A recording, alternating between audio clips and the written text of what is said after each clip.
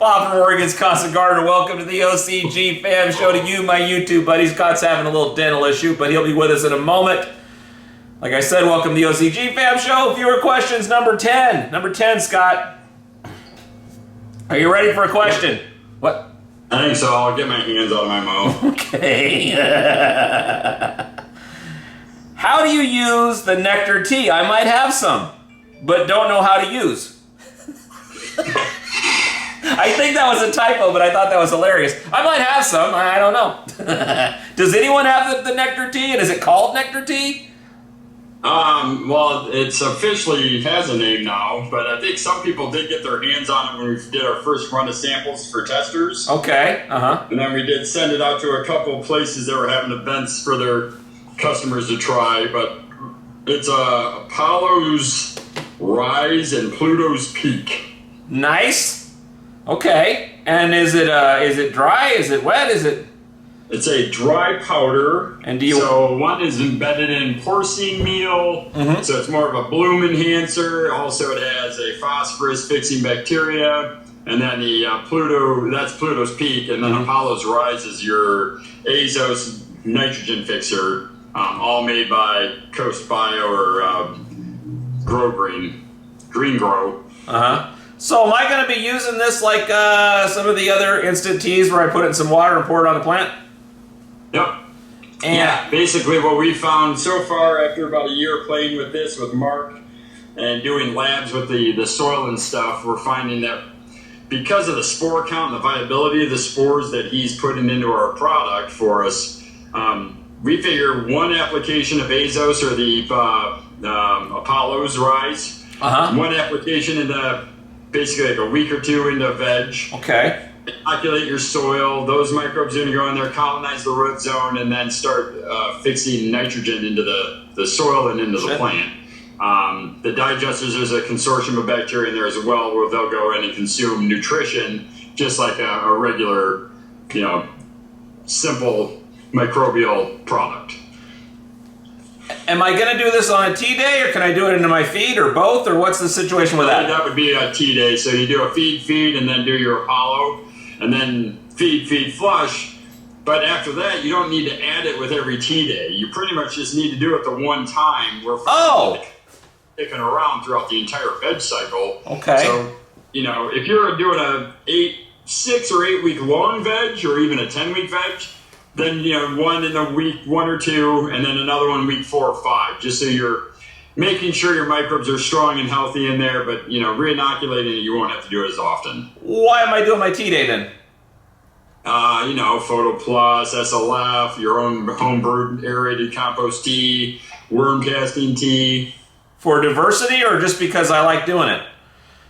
Yeah, diversity, keeping your bacteria alive, because, once your populations in your potting soil start kind of increasing and decreasing different types of microbes or micropopulations, they tend to keep each other in check by not allowing certain microbes to get too overpopulated without the other ones eating them. So you work with this competition of all these microbes that keep each other in balance. So by keeping a diverse level of these microbes in the soil, you keep their populations at bay as far as they stay more evenly populated.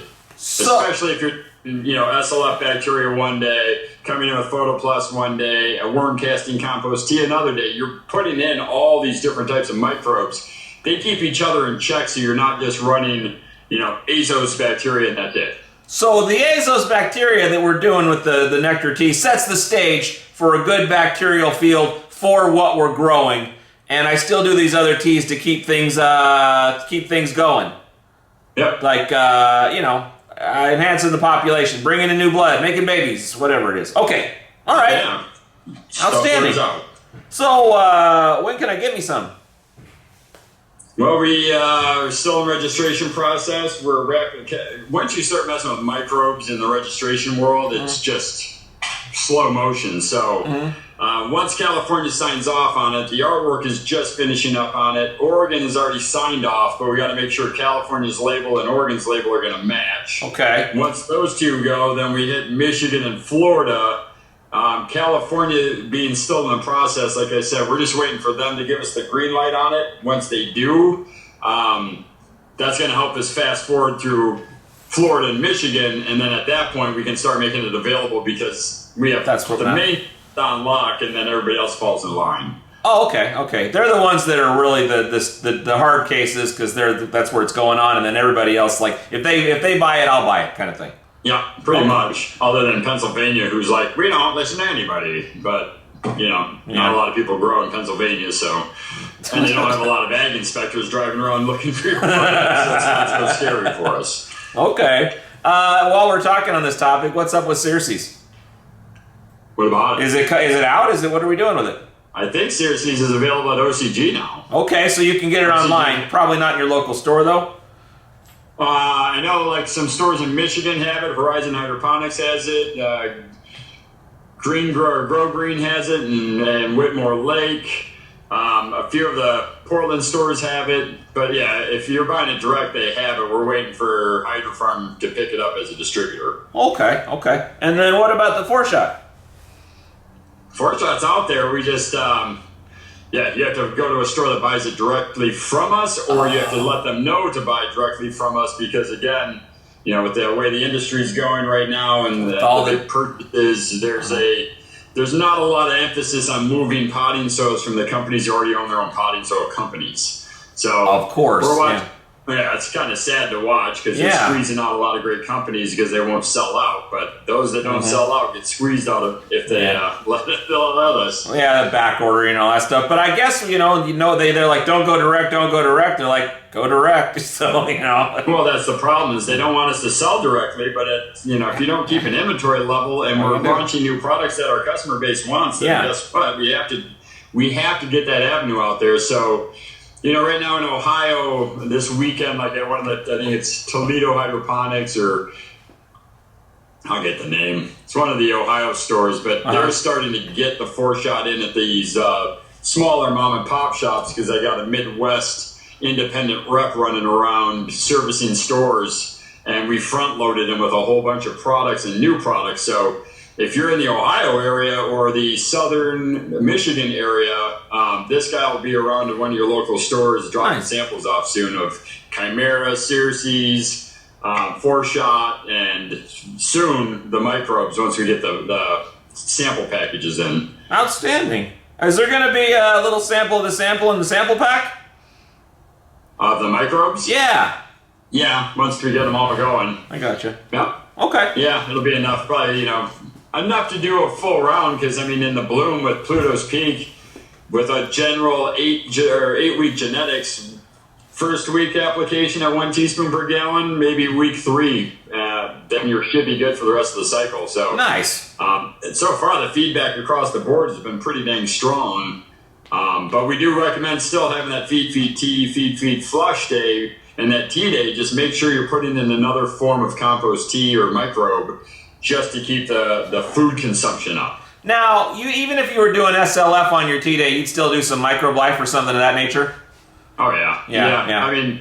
Because SLF goes in everything, so... Yeah, I keep like Photo Plus in there as a diverse, easy to use liquid microbe. Okay. All right.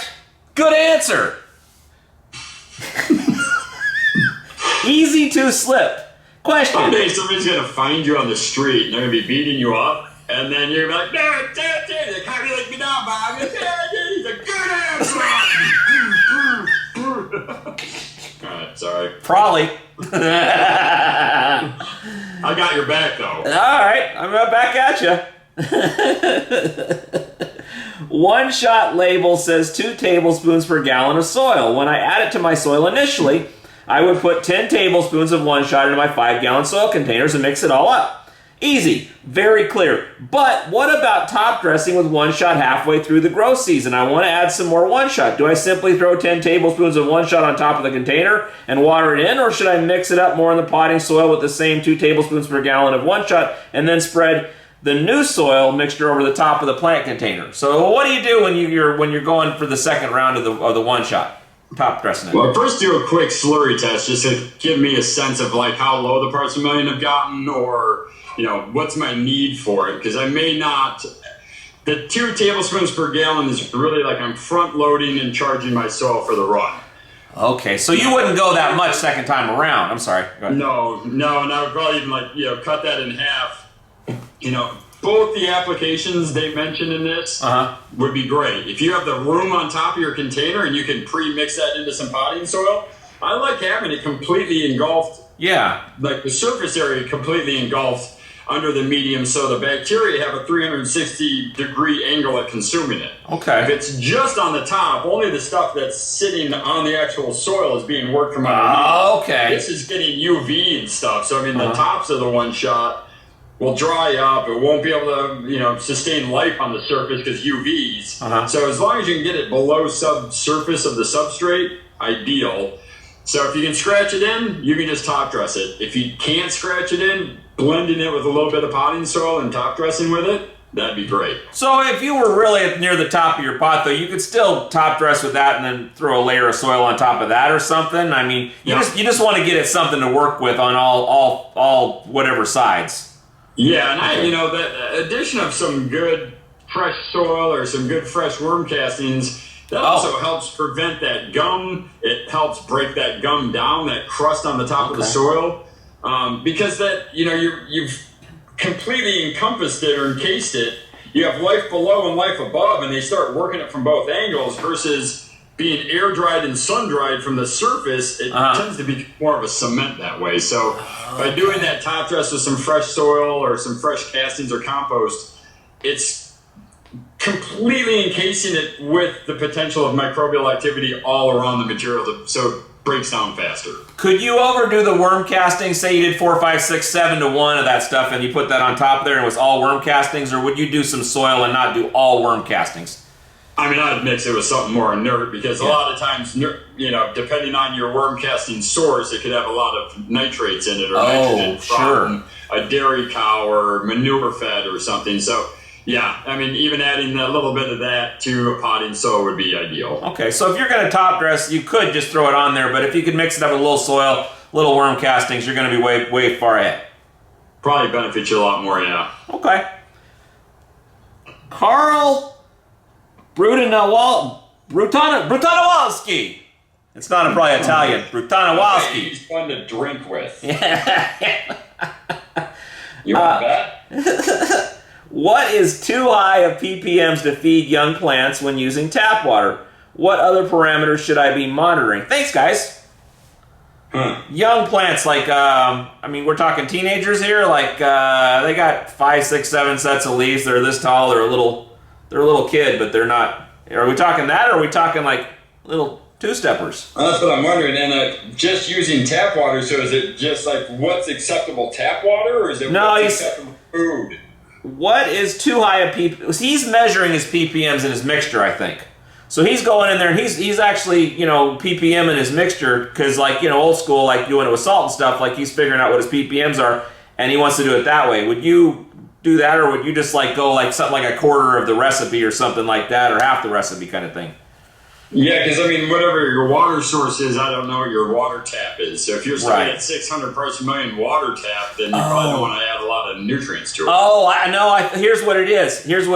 He's talking about ppms in the tap water.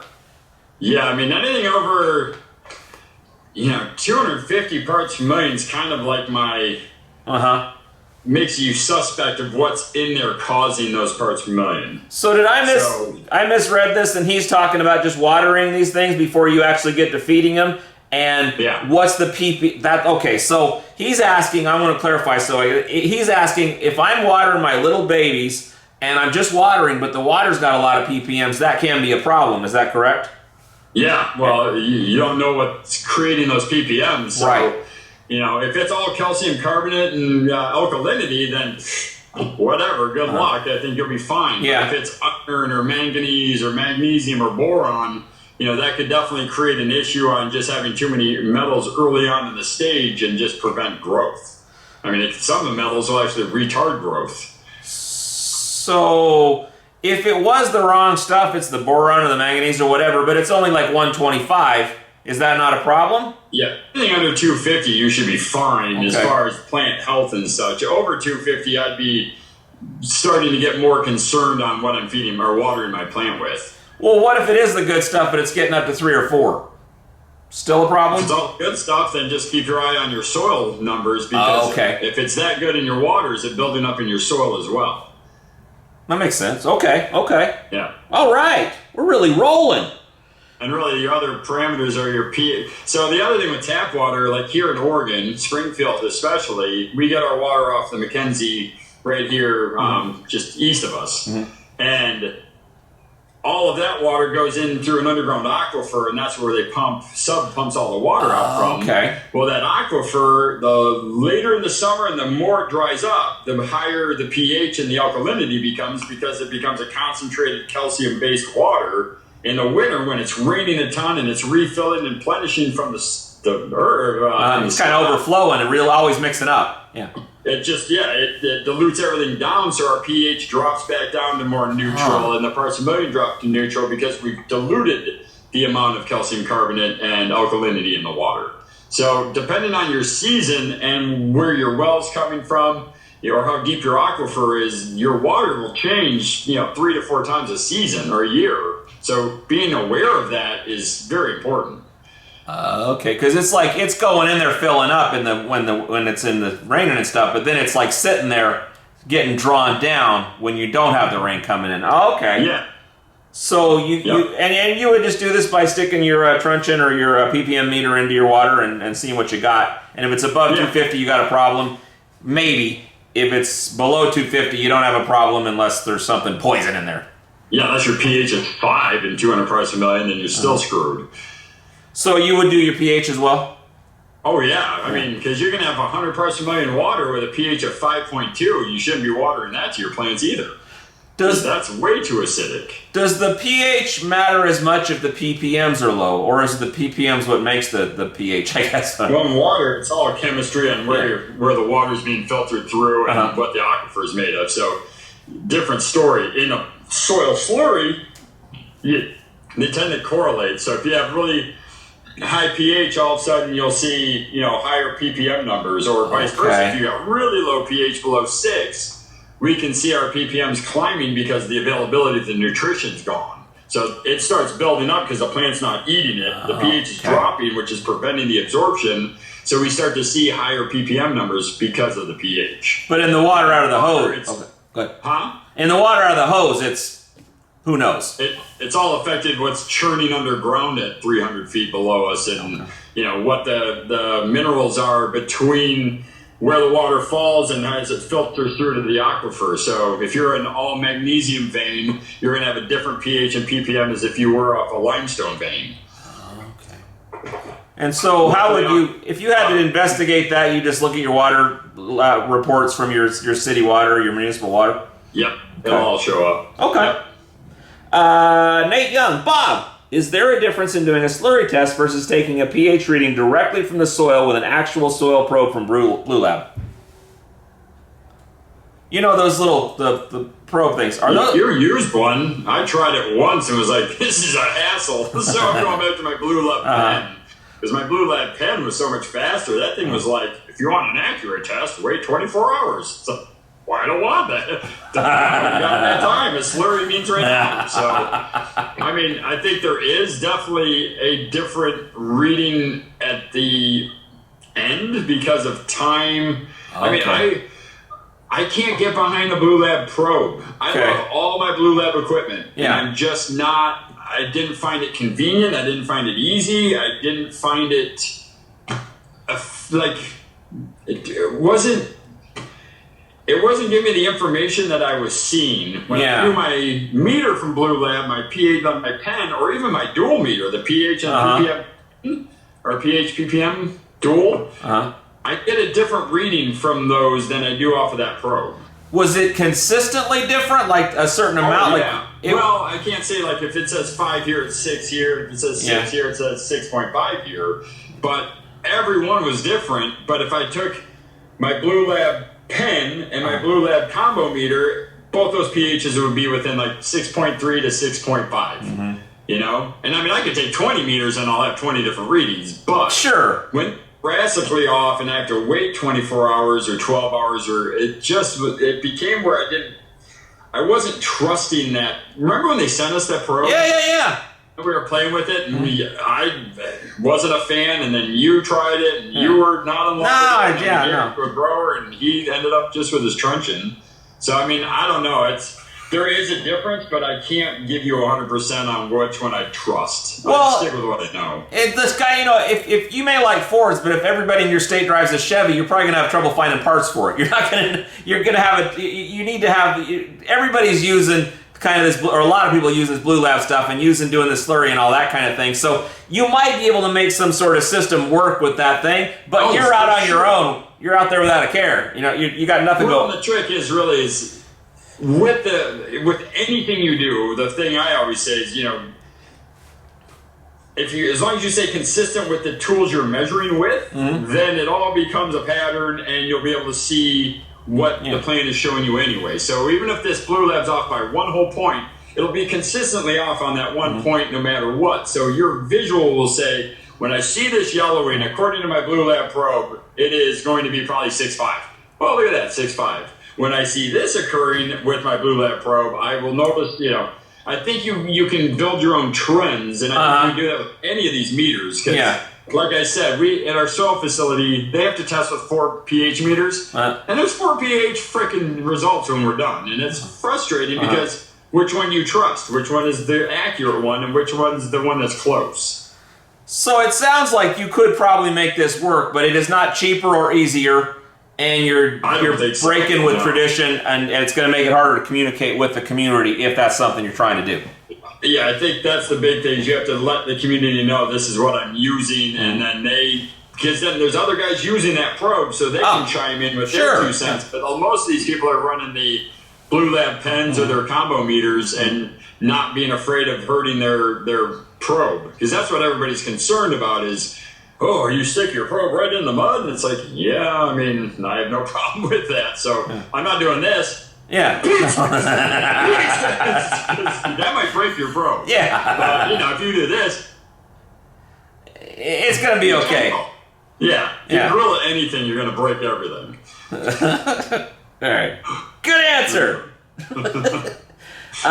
Richard Allen. Can SLF 100 be used in foliar? Sure. Would you? Could you? Should you? You can. Whether or not you should is up to you. And if you do, the benefit is you're putting life on the leaf surface. So there's a few things that can happen there. They can help prevent spore form mildews or molds from landing or consuming. They can slow down pathogen excitement, or a lot of times plants get triggered to grow through a pathogen through the foliage, and a lot of times this SLF can put little guards on the soil, if you will, to protect from pathogens from landing there and taking off. When I saw that question, I decided to reach out to Newton just to be like, hey, give me your overly scientific explanation on why it's so beneficial. And he texted me back an answer. You want to hear it? Yeah. Inoculation of the phylosphere with good microbiome to set plant up for a good immune system. That's what you do it for, right?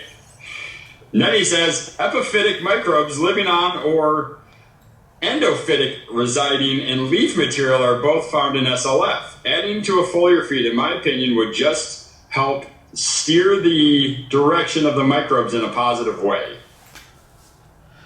Is this, to simplify that, is when you're running hydro and you mix the SLF with your mixture to keep the roots clean, is it somewhat akin to that, what you think, that you just kind of keep the thing from, you're helping it not to get that? But I mean, we're certainly not saying this is an insecticide.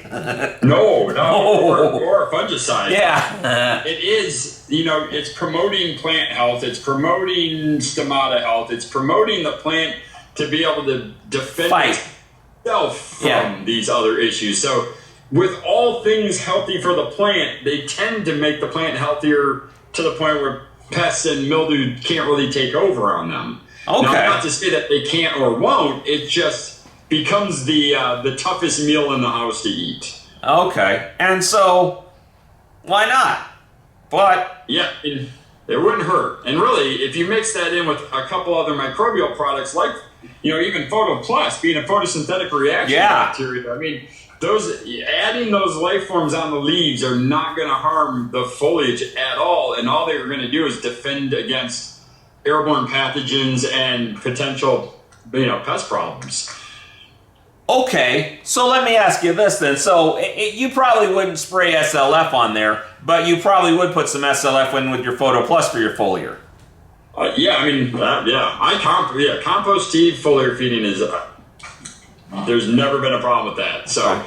I haven't foliar fed with SLF personally, not to say that why not, but I have so many foliar feeding recipes in my regime right now that I'm not lacking. Would you avoid doing that when you're doing some sort of feeding foliar, feeding kind of like feeding like with your nectar products? You'd still put it in there? Like even if you're doing some Poseidonzyme or something like that or whatever you'd be doing. As a foliar feed? Yeah. That wouldn't hurt that. Okay. It's not going to slow it down from being absorbed, that's for sure. All right. Good answer. Red State Rebels. Just bought an alkalinity meter, water tested 175 alkalinity. Is that good or not? Haven't heard you or Scott talk about what was good or what was bad. Scott good, Bob bad. Wah, wah. No, 175 is kind of on the upper end of really good. Okay. So, what you might find at 175 if you just use that water on its own while feeding is you might see your pH in the soil and the slurries kind of start to climb a little bit in that late bloom stage. If you see that, a couple of Gaia feedings at 6.1 will take that down in the potting soil and help you get back into a 6.5, 6.6 range. But my only thought there is that if he's just at the upper end of really great alkalinity, I mean, you have a really good problem compared to most. Yeah, so it's kind of like if your blood pressure is 0 over 0, it's too low. Guaranteed. Yeah. You're not going to see the doctor again. You're like, ow, my blood pressure's great. I brought it all the way down to 0. So I guess what I'm saying is there a range? Like you get up to be like 125, you're starting to look good. You get to 200, you better start worrying about it? Yeah, the 120 to about 160 is those are kind of the sweet spots for recipe feeding off the normal regimen. If you're enhancing that regimen and going above the feeding schedule, then this 175 becomes a little bit sweeter of a number because we're hammering them more with more organic acids. This is going to help prevent that from becoming acidic in the soil. Would any of this stuff with the alkalinity change if you were like, say, using LEDs and you're feeding way more than you used to? I mean, are there circumstances where so if you were heavy feeding like an LED situation or something like that, would you go up higher on your alkalinity? Well, no, it depends. It really depends on how it's depositing in the soil. It's like right now it's bizarre. I have one guy in New Hampshire who has all LEDs, all, brand new, high end. He went all in. And he's feeding at 2x the recipe, the Greek. Greek. He has 4-shot, and he's like fighting starvation and fighting pH. His pH is way too high from the alkalinity in his water and the 4-shot. Everything's going too well? Sorry, everything's going too well to where it's like, all right, how do we dumb this down? Because now, like at Pig's Farm, I just got back from there. They're feeding at full strength, heavy duty, 150 parts per million on their alkalinity, and their slurries are at like 6.4, 6.5 in day 50 of bloom. But their parts per million are starting to climb at 700 parts per million. So it's this weird variance that, there's no perfect solution here other than you have to be monitoring what's depositing in your soil and how, and then reacting to how that's being adjusted throughout the growth. So if you found yourself where you see you're climbing much over 160, 170, you do your flush day with Gaia, or would you do a Gaia flush in between, or what would you do there? As far as my alkalinity? Yeah, if my alkalinity gets up to 220 or something. I'd be cutting it with reverse osmosis, distilled, or a much less structured tap water to get it into my 130, 140 range. Would the carbonated water, but not more of the... No, because that's going to make the alkalinity even higher. Because now you've taken that 175, whatever the pH was, and converted it all to bicarbonate, which means your 175 just became 250. Not good. No, that's just adding to the calcium. I got one farm, Junction Farm, up in Maine. You've heard of her. Yeah. Great lady. You know what she did? What'd she do? She bought OCGFAM and all the people who make nectar lobsters. Holy shit! And had overnighted from Maine. They were freshly caught, cooked them on the dock, sent them overnight. 48 of them. Wow! That's because she's a sweetheart of a woman. That's awesome. A grower. Junction of the farm. Junction Farm. I want to say heroes, but anyway. Bless her heart, she's been back. She goes back and forth fighting this alkalinity because up in Maine they've got high alkalinity, but no parts per million, and we're finding that we're still starving. And so now she's front loading a ton of one shot, only using Chimera if things hit the dirt on the low end. But everything she put in her LEDs, they're feeding at 1.5 to 2 tons. So is there a procedure for bringing your alkalinity back down if that becomes an issue? In the soil? In the soil. In the soil, it would be just multiple low pH feedings with, the Gaia, the Herc, maybe Afro, just something to just, Herc alone doesn't help us it helps us reduce ppms more than it helps us reduce pH. Okay. Where Gaia, with all the organic acids from all those different meals that are broken down in there, that consortium of different organic acids tends to react to the alkalinity a lot faster. So I think a couple feedings with that, getting it, and that's what she ended up having to do, was about 3 pH 6.1 feedings with Gaia to get her 7.7 pH down into like the 6.6 range. But it only took 3 at low pH, so they're still eating it at the time she's feeding it, but it's slowly reducing the pH, and it's not going to keep driving the pH lower and lower because it's built into her water. So as long as she can get it down to a reasonable level, it should maintain that as long as she keeps her water cut. We'll see. Okay, so I'm doing feed, tea, feed, flush, and I realize I have a problem. I'm going to suspend my Greek regimen, if that's what I'm doing, and I'm going to go to just the Gaia and a little bit of Herc, and I'm going to pH that back up to low end, like 6.1. Is that correct? Yeah, and that's still a feed. Yeah. I mean, there's no reason because I put like a whole ounce of Gaia in, up to an ounce of Herc in, but pH can be around like 6.4. You might drop it down to 6.1 with either more Gaia or some Hades. I personally like to adjust the pH with as much food as possible, so I'm not just, giving them phosphorus. You're not doing Hades unless you have to get down there. Yeah. Hades is like my last ditch, like, I went way above and I don't want to throw the food away. Yeah. So yeah, as long as you're hitting them a couple times with that lower pH, you're still marking that as a food day because they are getting a substantial meal, plus it's being delivered at a pH they want it at. They can still eat it, but it's low. Yeah, and they're reducing the pH in the soil at the same time. In that scenario, would I modify my tea or flush day in any way? Only if you have to skip the flush day because you have to do 2 or 3 Gaia correction days. So if it's flush day, it's not flush day, it's feed day. No, and if you don't need to flush, I mean, count your flush day as a Gaia flush to get your pH down. Okay. And your other days are feeding at a low pH with Gaia until your pH in your soil drops. Okay. Is that all? That covers it, right? I think so. Yeah. Knows. Trip soup. Just ordered one shot for the first time. I was in the dummies group. I hear some people are vegging in just one shot. Is that enough veg for first 6 weeks, or should I still plan to supplement with other nectar products?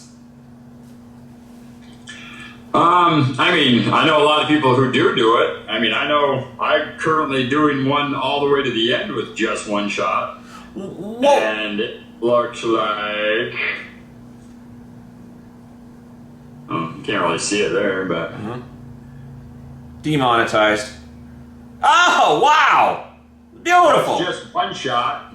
Uh-huh. And it was planted this big on July 20th. Uh-huh.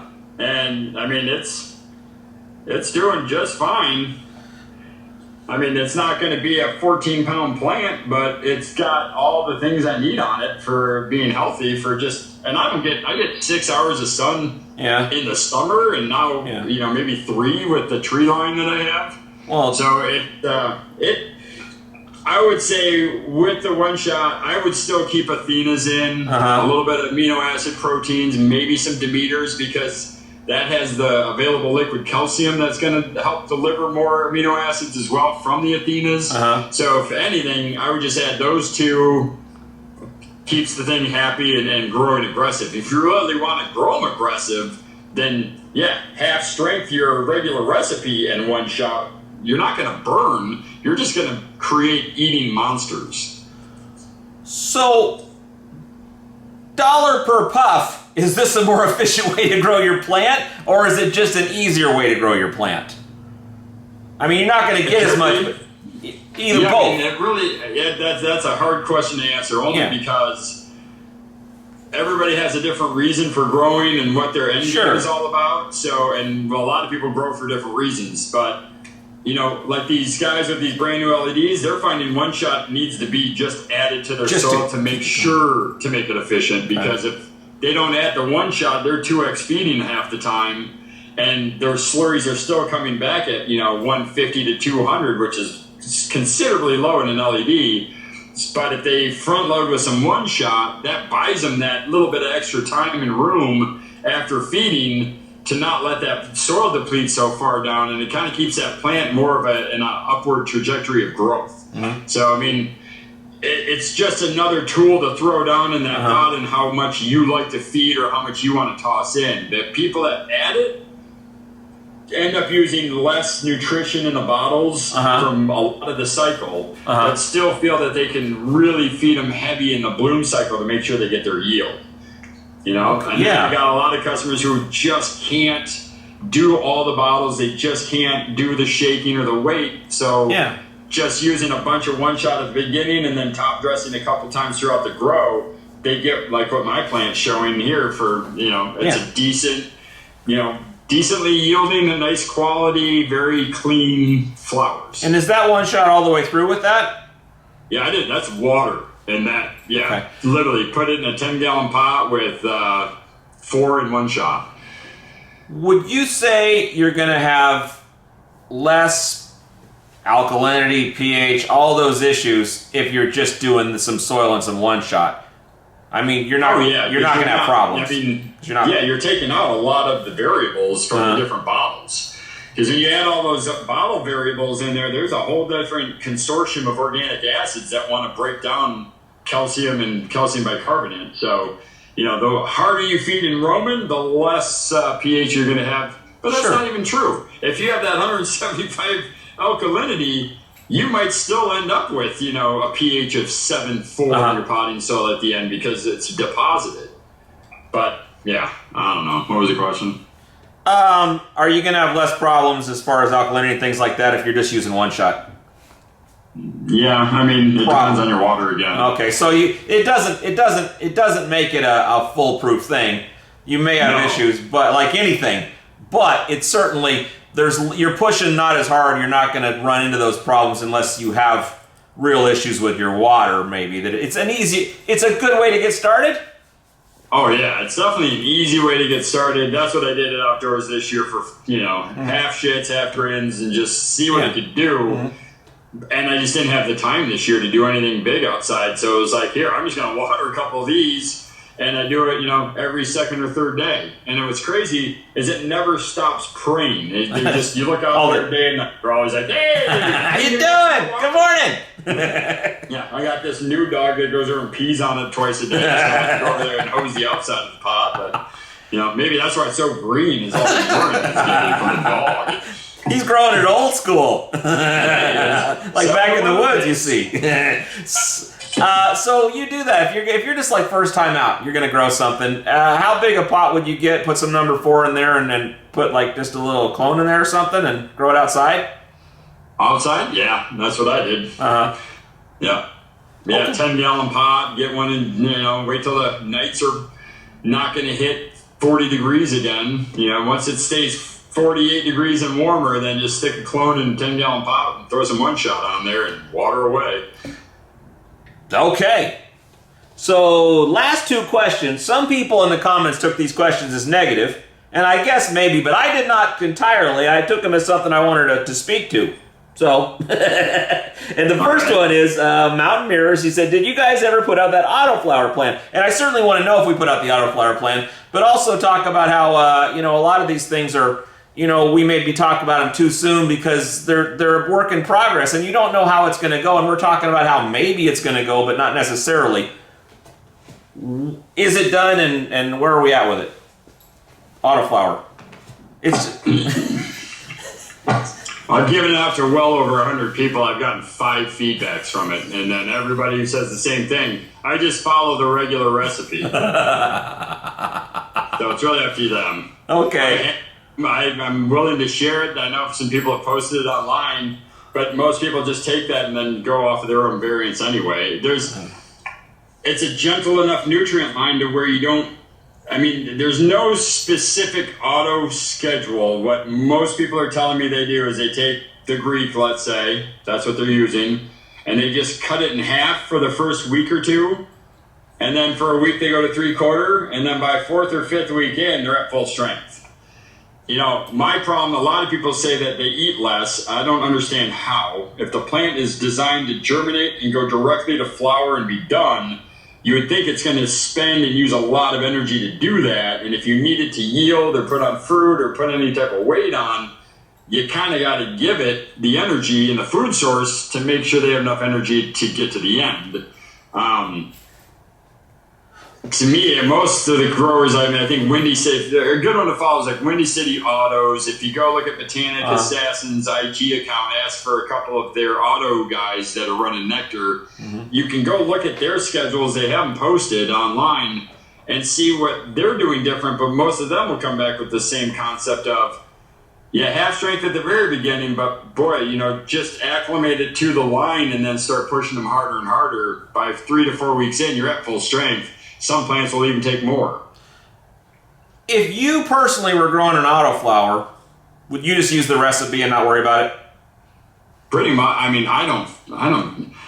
don't do anything well to the recipe or instructions. Yeah. But you wouldn't treat an autoflower drastically differently than you would a regular plant. No, but I can't say that I'm a professional autoflower grower either. Yeah. So that would be a bad statement to make. No, I would hate to set somebody on that trajectory. Well, I guess I would start that way. I would start with the sample kit feeding schedule. And watch, and the plants are going to tell me what they want or what's happening, or when something makes them mad. I know I've outdone something, so I can start doing my slurry test, checking out what situation happened, and then I can always flush them and kind of give them a reset to get them back to where I need them to be. But approaching it, I would approach that just with a regular feeding schedule. Yeah, well, and I would say, I don't know your level exactly, but you certainly have some experience with it, and yet, and yet still, you would just go in basic and try to react from there, as opposed to trying to have some sort of master plan. Ding, ding, ding. I think that's, everybody wants this. I want to follow it to the T, like I'm making Toll House morsel cookies. Yeah. It's like, but even our There's a way. Roman schedule is like, do it at will, and this isn't the exact recipe for everybody. So, you still have to pay attention to what you're doing to make sure the plant's responding correctly to what you're giving it. When I started all this, the autoflower concept was just like hitting the market, and there might be like 2 genetics that taste like the leather on a football. They grew footballs and they tasted like footballs. It was just horrible, but you could get a lot done in a season. You can pull a lot of crops down in a season with an autoflower. So as long as you have a market for that back then, great, you're killing it. Today, though, these guys have created, through breeding, some amazing high-quality genetics that are all autoflower. And so, I can't even speak to what's out there today compared to what there was 24 years ago when we started this game. So, I think from what I'm hearing, you can really feed the crap out of these autoflowers and get all the yield, all the aesthetics, everything you want from that plant, like you would a photo plant, just faster. So maybe yield down. Is this just about getting it faster, or is this like for outdoor where you got weather issues, or what do people use autoflowers? Height issues, weather issues, speed, time, fun, geeks, speed geeks, genetic freaks. It's if you only drove Formula One race cars and then they put you in a rally car, that'd be fun. Yeah. Okay. That's all this is. It's a rally car to a guy who's doing figure 8 combine racing. Which is so fun to watch. Do they have them running when they? No, you get the things off, but you've seen those, right? Limousine figure 8 races. Yeah. I've seen lots of figure. I've never seen the combines, but I was just imagining it's just like roar, roar, roar. That would add some excitement. Yeah.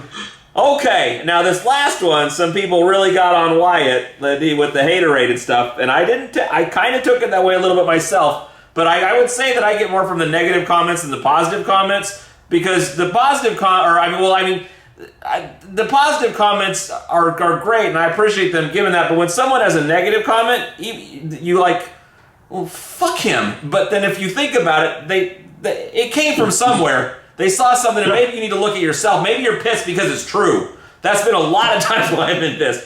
But in this case, I'm not sure. He says, Wyatt Irby says, this show is a constant repeat, worded differently. The format of the show runs just as many people off as the acidity of the newts. So we can speak to the acidity of the newts issue. But first I wanted to speak to the that it's just on repeat. Because like we were just talking about the autoflowers, things have changed, and so we've answered the same question 20 times, but it's been a slightly different answer on a lot of questions every time we've answered it, and I was hoping you'd speak to that. I mean, as Well, that's it. I'm growing and learning. You're learning. My customers are learning. The growers are learning. And so if we're not learning and sharing that, I encourage everybody to start your own damn channels and get out there and get the information to your neighbor, to your fellow growers. And we hate doing this. I mean, Bob literally has to be like, we need another. I hate doing this.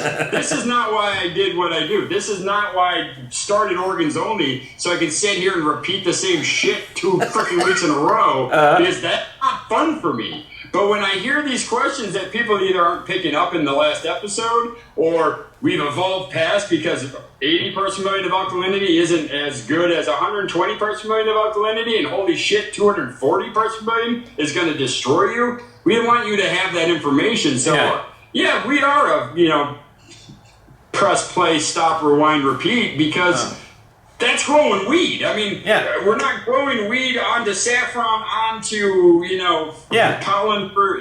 This is what we do. So, I always tell you can unfollow and you can move to the next channel. We appreciate the feedback, but we're going to always be repeating, because you know what? Weed's still weed, and there's no new way to grow it. Yeah. So here's our way of growing it. And when we discover something new from one of our growers, we'd like to share it with you, unless you don't want to hear it. If you don't want to hear it, then turn the fucking channel. Don't care.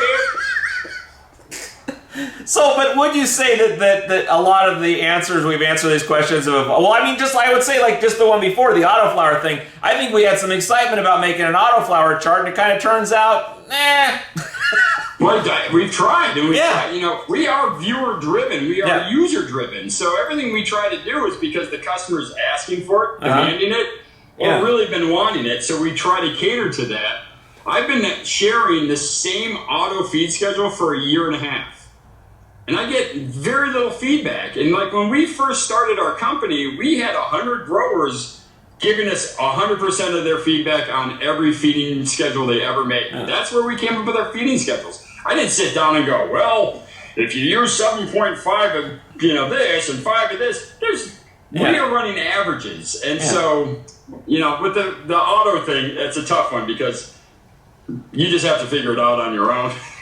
Well, Well, I'll scare you with what I have, but at the end of the day, you're still going to change it. But, I've noticed through the comments, you see people, they kind of come and go. I guess that some people watch the show for a while and they get the fill. I've had that. There's been some people I've watched about doing internet stuff that I'm interested in, and I'd watch them every day, and I've kind of, I don't watch them so much anymore, but I still like them, and I'll still watch them just because I like them, and I think you get a little bit of that. But there's, just sheer numbers, there's like 12,000 unique viewers per month. And that's, that's not, PewDiePie, but that's a lot of people that are growing with nectar. And so, that 12,000 is probably not the same. Advertised and unpromoted and unsolicited, the 12,000 real viewers, that's 12,000 people looking for information. Yeah.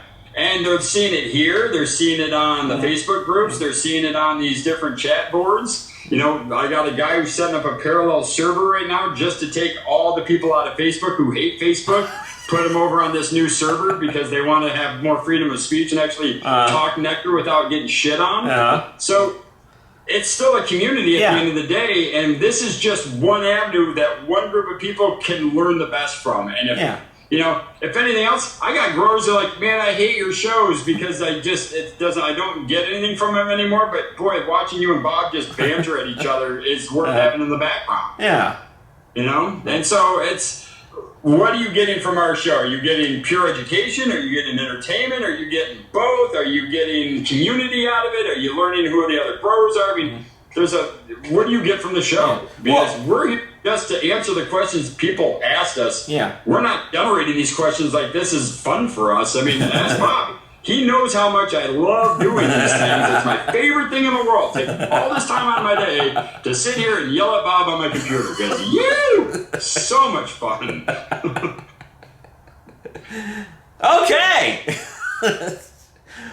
I think that covers it. I had some other thoughts, but they escaped me now. You kill me. You're killing me. So, all right. That's the show, I guess. Yeah. I think that's all we can do without offending somebody more. Well, and I certainly, I remember what I was gonna say. I was gonna say that I don't know that we can't answer every question. There's just not enough time. But we answer a goodly portion of these, and when I do go through them, I look for anything new or different. Or I look for questions where I look for questions where I feel like your answer is going to be a little different than it was a year ago when you answered the same question. Like the auto feed thing, or like things with alkalinity. We didn't talk about alkalinity for 2 freaking years. Nothing. And then we've been on that. I mean, we went to the point of saturation on the alkalinity because it was an important thing. And all this stuff is not about this line is broken or you can't do it unless you watch this show. This is about if you have a problem or if you want to push the edge of the envelope. Or if you just want to hang out with us. Well, that's it. Like you said, right there. The whole alkalinity thing, when it really started shining light in our world, and we started focusing on that one farm that allowed us to go in there, mess with stuff, create recipes, manipulate soil structures, blah, blah, blah. I was literally there just on Wednesday. And to see a 1 1/4 pound white room with 4 growers pulling their hair out, just ready to quit. Because what's the point? 1 1/4 pounds, and I'm sitting here busting my ass. We have all these lights and all this room, and everything's just going downhill. Why are my slurries 5.5? And to sit there and test everything and looked at every bit of this, only to come up with, holy crap, our water's destroying our soil. So going there on Wednesday and walking through these rooms and seeing, it sucks because the lighting's so bad, but just seeing giant donkeys hanging out inside of all these rooms. He's now averaging 3.25 So they're 3.25 a light now from 1.2 a light a year ago. And it's because of alkalinity. So when we take that piece and we bring it to our customers, it's because we want you all to be able to get to that level of, hey, we figured this out by testing our water alkalinity, our soil pH, our soil alkalinity, understanding what's all happening. The acidity of the products is so the product doesn't explode in your face when you open it. It does nothing for the soil and your pH. Your water is destroying the pH in your soil, not the nutrients. Well, and yeah, go ahead. That's what we're trying to help people learn, is how to identify issues And instead of going, "Hi, Scott, my plants are yellow. What's wrong with them?" I don't know. Yeah. Here's the questions I'm going to answer. Let me repeat my answer or my questions 1,000 times, because without these questions, I don't have answers or advice, because I need to know pH, ppm, alkalinity, temperature, lighting, hot, cold, blah, blah. So the acidity thing, I mean, your root beer, your pork and beans, and your spaghetti sauce, everything is, anything that's a food is low pH so that it does not explode in the jar, right? I mean, that's everything. Sure. Yeah, so that's everything, but yes. Yeah. Like Olympus Up is the opposite. It's a 14 pH because it won't spoil at 14. If you want everything to spoil, go to 7 in a bottle. See what neutral does for you. Because if you have everything at neutral, everything is alive. Everything is active. Everything is eating everything, which means everything is gassing off. Everything is fermenting. Everything is spoiling. So we can't have things at 7.0 in a bottle because they can't be stable. Would you, next point, would you say that having this alkalinity issue is the best thing that ever happened to Pigs Grow? Ask them. Yeah. It was that. I can say it's the best thing that's happened to my lungs when Pigs Grow in many years, because I mean it's fantastic what has come out of that grow since. I mean, they're now running crap that they got rid of last year and 2 years ago because they weren't performing or yielding. They're back now because they're now yielding and performing, and there's a market for them.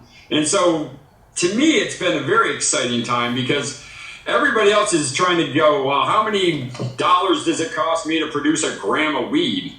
Well, if that's how we're measuring the quality of your weed, I'm not really down with smoking weed that costs me 50 cents a gram to produce, because it's probably not great weed. Yeah. But, same with food. If you want some really shitty food, go to Fred Meyer and get their organic selection, because guess what? It's garbage. It has no flavor. It's been picked about 4 weeks before it was ripe. It was shipped from another country.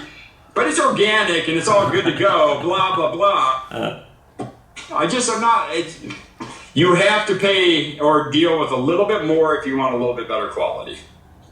If it's super simple and it's 1 or 2 parts and it's offering this to this, you're not getting the full spectrum of what that plant really wants. So it's really up to you, the consumer and the user, how far you want to push this plant. Okay. Good show. I think so. I think so too. Kinda. No, it was good. Yeah. We didn't answer Jesse Workman's question. Okay. Oh, we missed some questions here. Hold on a second. We had a couple. You only missed 2. One's not... This one, I think, is worthy of reading. Don't worry about the killer. Worry about the Jesse Workman. Okay. Our final question of the day. Jesse Workman, I have a question for you, Scott. I know that when we're talking about number 4 soil, we use 1 cup of Calpril per 10 gallons of soil to remedy low alkalinity issues. Now, would we cut down on the Calpril if I switch to Oregon's only number 8, since there is less soil and more perlite pumice?